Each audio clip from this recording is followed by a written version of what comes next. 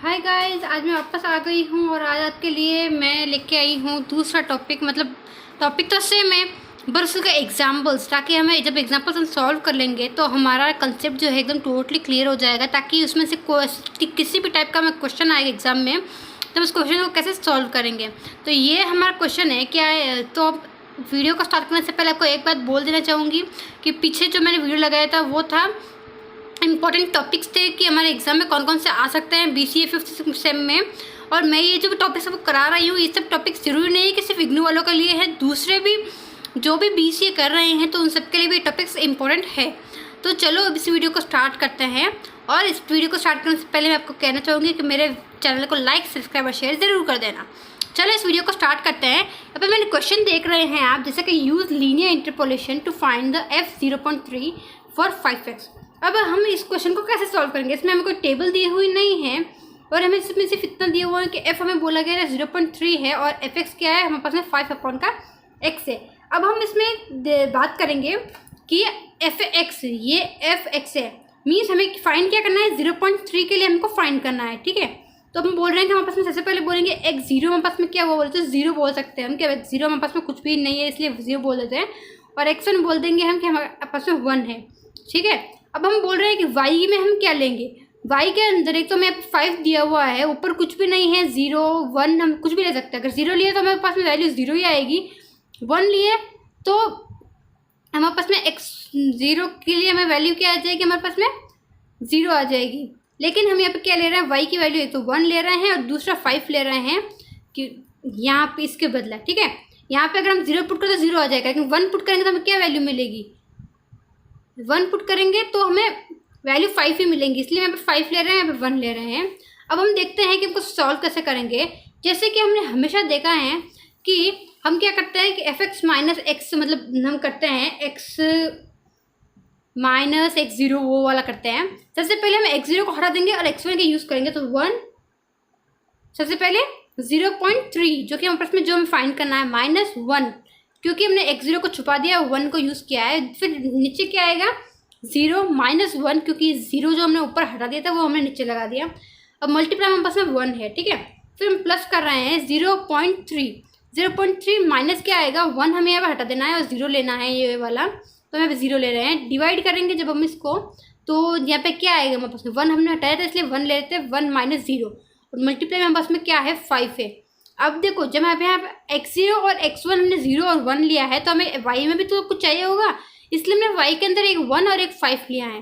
ठीक है, अब हम देखते हैं कि इन सबको सॉल्व करके हमारे पास आंसर क्या आ रहा है, 2.2 आंसर आ रहा है। एक और मैं क्वेश्चन बताऊंगी जो पॉलिनोमियल से रिलेटेड होगा, तो उस क्वेश्चन को हम चलो देखते हैं।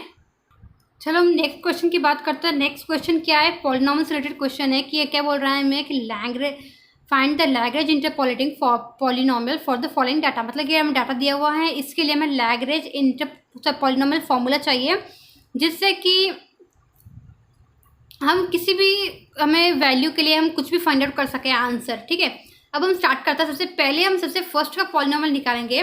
जैसे कि सबसे फर्स्ट हम बात करते हैं, हम मान रहे हैं हमारे पास में x में कुछ भी नहीं है। ठीक है, तो हमने इसको हटा दिया, फिर हमने 1/3 और ये 1 ले लेंगे। ठीक है, तो सबसे पहले हम बोलते हैं x में हमारे पास में कुछ भी नहीं है इसलिए हम x माइनस 1/3। ठीक है, नेक्स्ट हमें क्या बोल रहे हैं कि x माइनस 1 आ जाएगा हमारे पास में, ये L0 का लिया। ठीक है, x माइनस 1 कैसे, x में हमने मान लिया हमारे पास में कुछ भी नहीं है और 1 हमारे पास में ये दिया हुआ है, तो ये तो हम डिवाइड में क्या लेंगे, डिवाइड में हम लेंगे जैसे कि हमारे पास 1/4 जिसको हमने नहीं लिया था ऊपर, माइनस 1/3 और यहाँ पर हम क्या लेंगे कि 1/4 माइनस 1। अब हमें इसे सॉल्व करना है। इन दोनों को तो हम सॉल्व नहीं कर सकते, ये दोनों हमारे पास में सेम टू सेम आ जाएगी, तो हम इन दोनों को छोड़ देते हैं, पहले हम इन दोनों को सॉल्व कर लेंगे। अब हम देखते हैं कि 4 1 से क्या होगा। सबसे पहले हम इस नीचे वाले को सॉल्व करेंगे, फिर हम इसको सॉल्व कर लेंगे। यहाँ पे ये x माइनस 1/3 और ये x माइनस 1 जो है ये तो कॉमन ही रहेगा, इसलिए हम इसको ऐसे रहने देते हैं। ये नीचे वाला सॉल्व करेंगे। सबसे पहले हम सॉल्व कर लेते हैं कि 1/4 माइनस 1/3। ठीक है, अब 4 1 सा 4 माइनस 3 1 सा 3 डिवाइड बाई 4, 3 से कितना होगा 12 हो जाएगा, मतलब कि हमारे पास में 1 डिवाइड बाई 12 आ गया। अब ये क्या है 1 डिवाइड बाई 4 माइनस 1, इसको सॉल्व कर लेते हैं हम। देखो 1 डिवाइड बाई 4 माइनस 1, 4 1 सा 4, 4 माइनस 1 कितना होगा 3 हो जाएगा। तो 3 डिवाइड बाई 4 हमें मिल गया। अब हमें क्या करना है, दोनों को मल्टीप्लाई करना है, तो वो भी हम यहीं पे कर लेते हैं मल्टीप्लाई। यहाँ पे इसमें खाली जगह पे कर लेती हूँ। 1 डिवाइड बाई 12 है, अब इसके मल्टीप्लाई में बस में क्या आ गया 3 डिवाइड बाई 4 आ गया। ठीक है, अब हम क्या करेंगे 3 1 सा कितना होगा हमारे पास में डायरेक्ट 3 ही होगा। ठीक है, और 12 मल्टीप्लाई में 4 क्या होगा 48 हो जाएगा। अब हम देखते हैं कि 3 1 सा 3 16 से हमारे पास में 48 आ रहा है, तो हमने क्या मिले आंसर 16 मिल गया। तो हमें अभी इस पॉलिनोमियल को बनाने के लिए हमें क्या मिल गया 16 मिल गया। 16 हम यहाँ पे डिवाइड में लगाए या फिर यहाँ से हटा के हम यहाँ पर लगा लेते हैं इसके साइड में 16। ये हमारी फर्स्ट पॉलिनोमियल बन गई, जो कि क्या थी x minus 1 divide by 3 x minus 1 और मल्टीप्लाई में 16। अब हम सेकंड पॉलिनोमियल बनाते हैं। ये देखिए ये हमारा सेकंड पॉलिनोमियल फाइंड करने के लिए है। इसमें x माइनस 1 डिवाइड बाई 4, क्योंकि हमने इसमें 1 डिवाइड बाई जो 3 4 था, मतलब 3 जो था उसको हमने हटा दिया है, और हमने यहाँ पे 1 डिवाइड बाई 4 ले लिया, फिर 1, और यहाँ पे हमने 1 डिवाइड बाई 3 लेके माइनस 1 डिवाइड बाई 4 और 1 डिवाइड बाई 3 माइनस 1। अब हमें इसमें क्या करना है, ये दोनों एज इट इज रह जाएंगे, हमें इन दोनों को सॉल्व करना है। सबसे पहले हम इन दोनों को सॉल्व कर लेते हैं। ये देखो 1 डिवाइड बाई 12 आ जाएगा, इसको सॉल्व किया तो, और इसको सॉल्व किया तो हमें 2 डिवाइड बाई 3 आ गया। देखो 3 1 × 3, 3 माइनस 2 2 डिवाइड बाई 3। ठीक है, 3 माइनस 1 2 डिवाइड बाई 3 आ गया। इन दोनों को हमने सॉल्व किया तो बस में आंसर क्या आ गया 18 आ गया। ठीक है, अब इस 18 को हम कैसे लिखेंगे, यहाँ पर हम बस में ये माइनस का 18 हो जाएगा, क्योंकि यहाँ पे देखो माइनस का साइन जो है ये 4 बड़ा है इसमें। फिर अब क्या है x माइनस 1 डिवाइड बाई 4 और x माइनस 1। अब लास्ट पॉलिनोमियल फाइंड कर ही लेते हैं हम, तो जिससे कि हमारा ये कंसेप्ट एकदम क्लियर हो।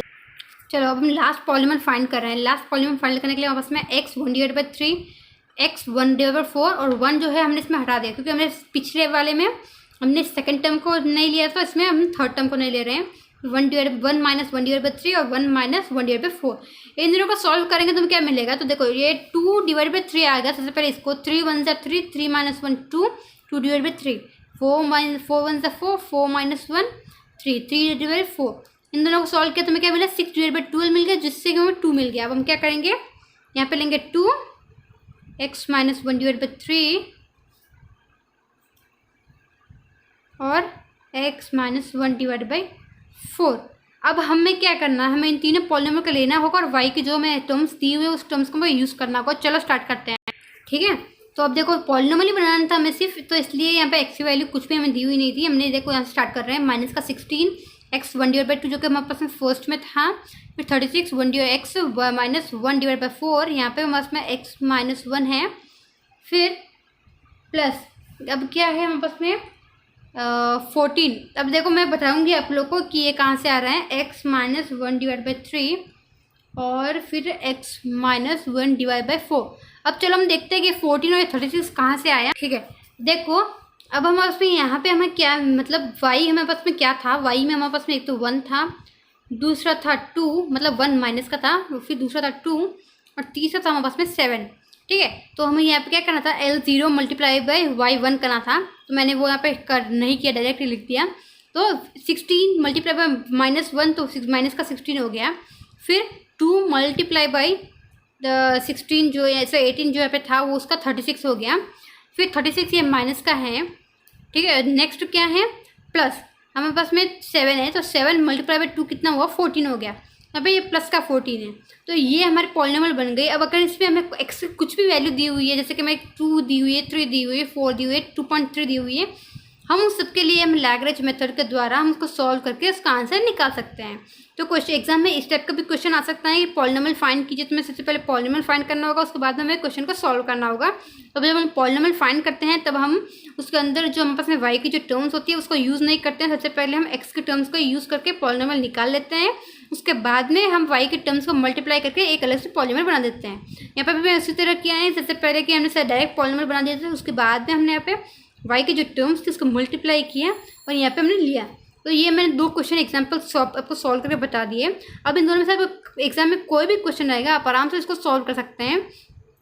तो नेक्स्ट जो वीडियो होगी वो इन्वर्स इंटरपोलेशन होगी, जिसके अंदर कि हमको एक्स की नहीं, हमें वाई की वैल्यू दी हुई होगी, जिससे कि हमको एक्स फाइंड आउट करना होगा। तो चलो इस वीडियो को आज यहीं पे ख़त्म करते हैं।